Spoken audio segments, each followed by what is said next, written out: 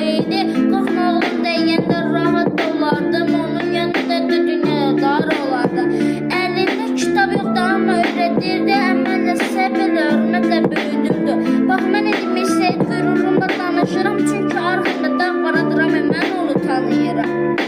Atam susaram, ürəkləri danışdırar, adıram mənə kişi olmağı anlatan. Dünya yıxılsa da təmmən tək durur, hər qaranlıqda yolumda gözümə nuru.